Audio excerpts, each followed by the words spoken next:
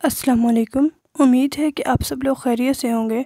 हमारा आज का जो टॉपिक ऑफ डिस्कशन है वो है general trends in the properties of the alkali and alkaline earth matters, जिसमें हम जो है वो इनके हाइड्रोक्साइड्स, ऑक्साइड्स, हेलाइड्स वगैरह को जो है वो डिस्कस करेंगे और उनकी केमिकल प्रॉपर्टीज़ को जो है वो स्टडी करेंगे। ठीक है, तो ये हमारा आज का लेक्चर है और ये टॉपिक जो है वो second year chemistry second chapter का जो है वो टॉपिक है। ठीक है, तो जिसमें हम एस ब्लॉक एलिमेंट्स को जो है वो डिस्कस कर रहे हैं। तो चलिए हम अपना आज का लेक्चर जो है वो स्टार्ट करते हैं। तो ये हमारे पास है पीरियोडिक टेबल। इसमें आप जो है वो सेकंड ग्रुप को अगर देखें तो उसमें beryllium, magnesium, calcium, strontium, barium और रेडियम आता है। इस तरह अगर आप फर्स्ट ग्रुप को देखें तो उसमें lithium, sodium, potassium, rubidium, caesium और फ्रांसियम आता है। एक्चुअली हम इन्हीं तमाम एलिमेंट्स को जो है इनकी केमिकल प्रॉपर्टीज़ को जो है वो नेक्स्ट स्टडी करेंगे। क्या ये ऑक्साइड्स किस तरह के बनाती हैं, हेलाइड्स कैसे बनाती हैं, या फिर हाइड्रोक्साइड किस तरीके के बनाती हैं। तो चलिए हम अपना लेक्चर जो है वो स्टार्ट करते हैं। सबसे पहले हम ऑक्साइड्स को देख लेते हैं कि जितने भी तमाम अल्कली मेटल्स ऑक्साइड्स होते हैं वो डिज़ोल्व हो जाते हैं वाटर के अंदर और वहाँ पे स्ट्रॉन्ग अल्कलाइन सॉल्यूशंस जो है वो बनाते हैं। जिस तरह अगर आप एग्जांपल के तौर पे रहें तो लिथियम के जो अगर ऑक्साइड जो है वो वाटर के साथ रिएक्ट करके लिथियम हाइड्रोक्साइड बना देता है। बिल्कुल इसी तरह सोडियम का ऑक्साइड्स जो है वो सिमिलर रिएक्शन होता है, वाटर के साथ रिएक्ट करते हैं तो वहाँ पर सोडियम हाइड्रोक्साइड बन जाता है। तो ये तमाम अल्कली मेटल के ऑक्साइड्स जो हैं वो वाटर के साथ अल्कलाइन सॉल्यूशंस देते हैं। तो एक्चुअल में हम अल्कली मेटल्स को अल्कली मेटल इसीलिए बोलते हैं क्योंकि ये तमाम मेटल्स जो हैं जब ये ऑक्साइड्स इनके वाटर के साथ रिएक्ट करते हैं तो वहाँ पे अल्कलाइन सॉल्यूशन बनता है। तो इनका जो बेसिक करेक्टर होता है अल्कली मेटल ऑक्साइड्स का वो इंक्रीज़ करता है डाउन द ग्रुप। लाइक अगर आप ग्रुप में डाउन द मूव करते हैं लिथियम से नेक्स्ट सोडियम, पोटाशियम की तरफ, तो इनका जो बेसिक करेक्टर है वो इंक्रीज़ होता जाता है। और जो पोटाशियम सुपर ऑक्साइड है तो इसको माउंटेनर्स और स्पेस क्राफ्ट वगैरह में एज अ ब्रीचिंग पर्पज़ के लिए जो है वो हम इस्तेमाल करते हैं। तो इसमें क्या होता है कि आप अब पोटाशियम डाइऑक्साइड को जो है वो कार्बन डाइऑक्साइड से रिएक्ट करते हैं तो उससे जो है वो आपको रिएक्शन होता है और K2CO3 और साथ में ऑक्सीजन बनती है। तो जो सॉल्युबिलिटी होती है अल्कलाइन अर्थ मेटल ऑक्साइड्स की इन द वाटर इंक्रीज़ करती है डाउन द ग्रुप। तो जैसे जैसे आप ग्रुप में नीचे की तरफ मूव करते हैं तो अल्कलाइन अर्थ मेटल की जो ऑक्साइड्स हैं उनकी सॉल्युबिलिटी जो है वो इंक्रीज़ होती जाती है और इस तरह जो उनका बेसिक करेक्टर होता है ऑक्साइड्स का of the alkaline earth metal वो भी इंक्रीज़ करता है डाउन द ग्रुप।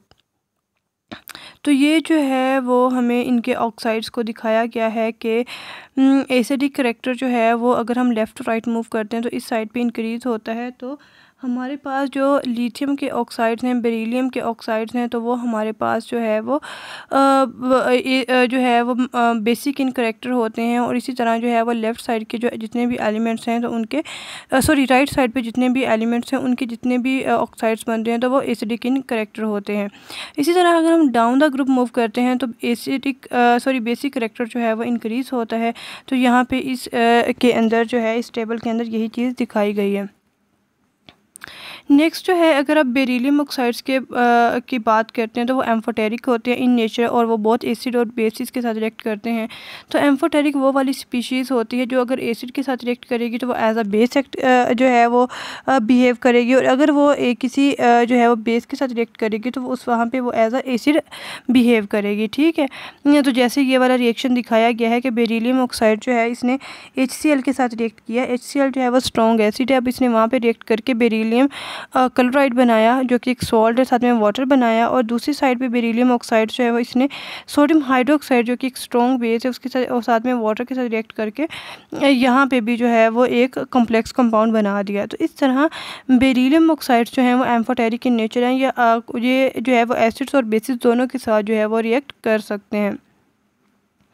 नेक्स्ट अगर हम हाइड्रोक्साइड्स की बात करते हैं तो अल्कली मेटल हाइड्रोक्साइड्स जो होते हैं ये तमाम क्रिस्टलाइन सॉलिड्स होते हैं और ये बहुत ज़्यादा सॉल्युबल होते हैं वाटर के अंदर एक्सेप्ट लिथियम हाइड्रोक्साइड के जो कि स्लाइटली सॉल्युबल होते हैं।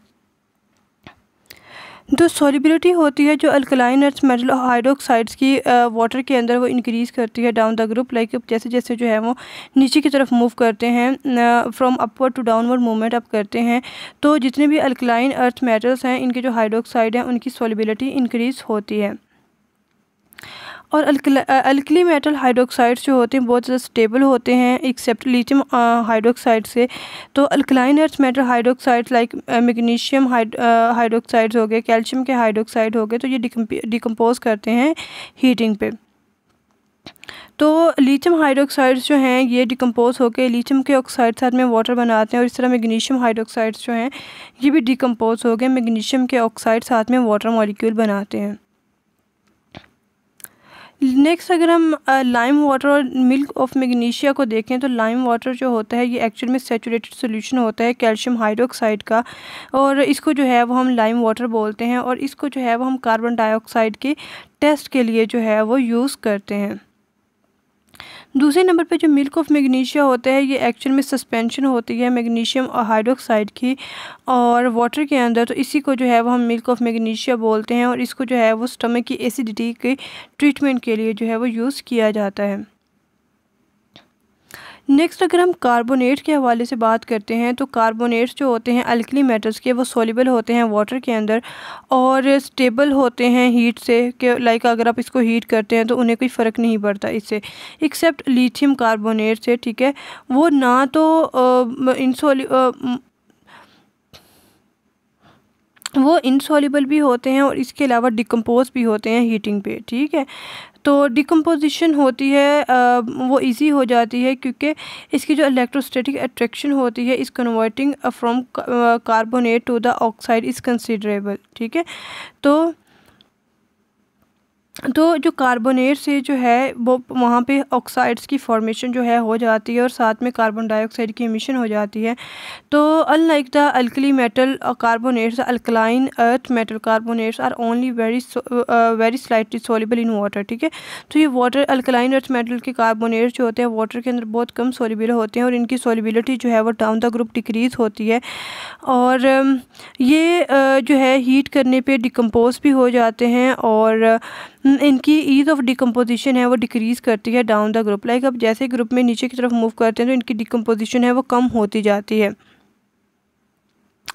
और ease of decomposition can be related to the size of the metal ion, ठीक है। तो जो डिकम्पोजिशन होती है वो उनके साइज़ जो है मेटल आयन का उसके ऊपर जो है वो उससे रिलेट करती है, ठीक है।